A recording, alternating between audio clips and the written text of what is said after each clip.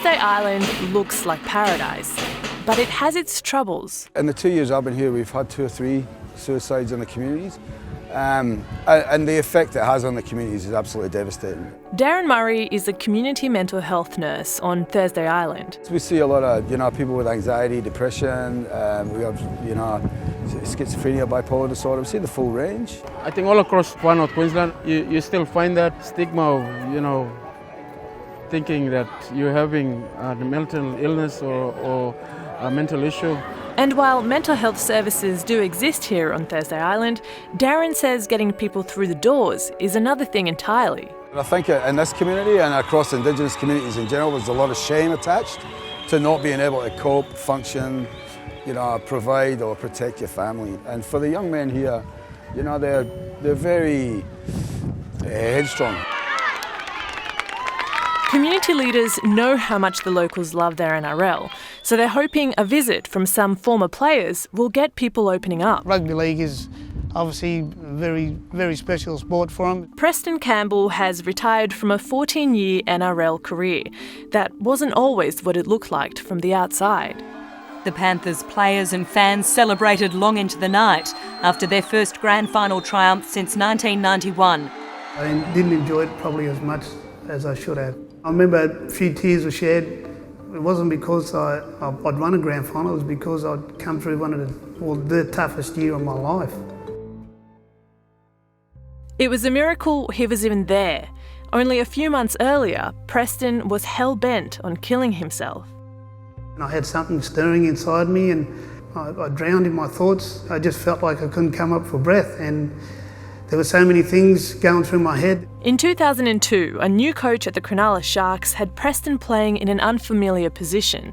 In just a year, he went from winning the prestigious Player of the Year award to being dropped to reserve grade. And I just thought, look, I worked hard, my family had to go without just so we can get to this position, and now you're telling me I'm not good enough. I told myself, no matter how hard I worked, no matter how much my family went without, it was just never going to be good enough, so why even care? And that's where it all started. Preston's mental health rapidly declined. He withdrew from everyone, including his family. With his depression still undiagnosed, he became suicidal.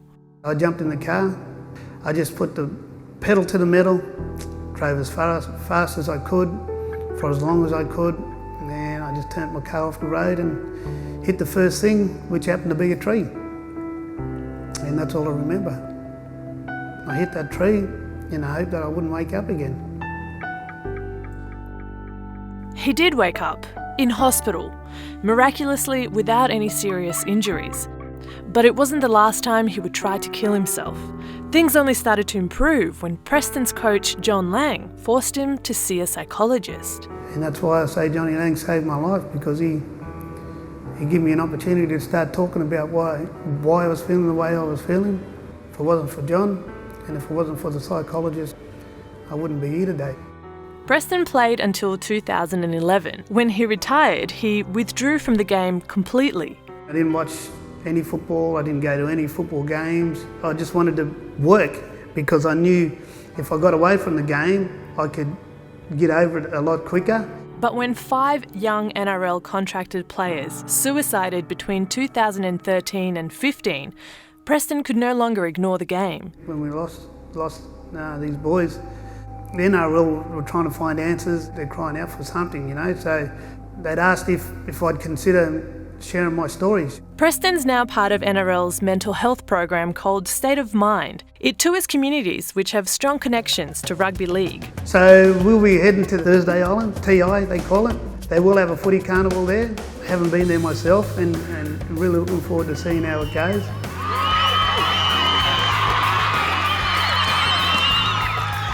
Rugby league is the only tool that can, engage our people. Big rugby league players, they're so, they think we're all so tough, but we really don't know what's going on the inside. It's good to engage our mob and to get them speaking and talking. Preston is joined in the Torres Strait by newly retired Cowboys player Antonio Winterstein. Antonio knows only too well how important speaking up is. His brother Francis was one of the young players who suicided in 2015. I think stigma played a big role in him not seeking help and speaking up. You know, he was my brother, I knew everything about him, but I didn't know what was really going on upstairs, so I really blamed myself with what happened that night. And there's that attempt by Antonio Winterstein. I sort of used, you know, the game to punish myself for what had happened. You know, I had no respect for my body, so I was just running into people, hoping they'll just, you know, snap me in half and come out of games, you know, with regular concussions, broke my hand, broke my jaw. I come home, I'm on the couch, icing my body up, just to get ready to do it again the next week. Eventually, the injuries would lead to his retirement earlier this year. This is the first time he's presenting a State of Mind program. This program has definitely educated me, but also helped with the healing process of losing a loved one. And it's all about bringing those stories to surface so we can, you know, get everyone talking. But getting people talking is proving harder than anticipated. There was 13 teams coming together to play rugby league, and so the intention was that we would actually bring those teams together and run them through some education sessions around state of mind. But in the 3 days that the State of Mind team has been on Thursday Island, not one person has walked through the doors to attend a session. Already spoken to half the teams. It's just not a priority. Rugby league's a priority at the moment. I just wish we could do a workshop. Well, that's the reason why we're here.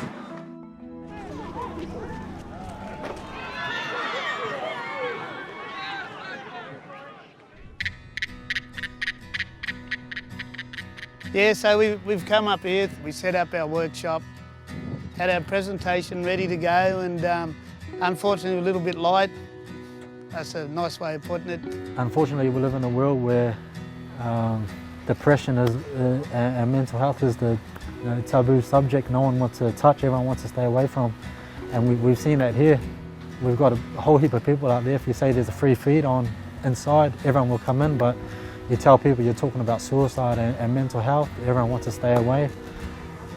We've got really protective communities up here.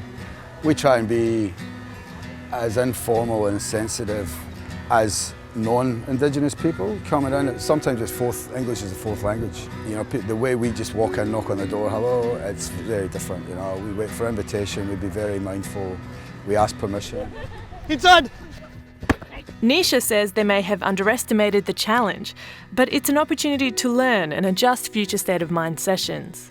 Yes, it is disappointing. I think we've had some connections with the schools, really keen for us to link in with them. So I think it's an opportunity for us to kind of reconsider how we do this, especially when we come to these remote areas, but we'll definitely be back, yes.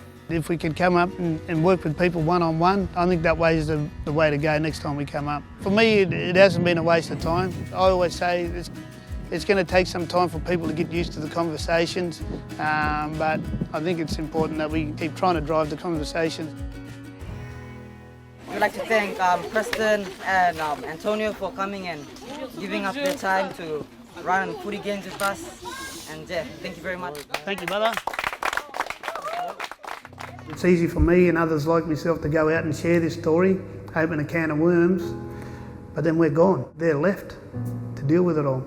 So it's really about them and hopefully, you know, strengthening their education or their awareness around this. And hopefully that's what the people of Torres Strait Islands can do.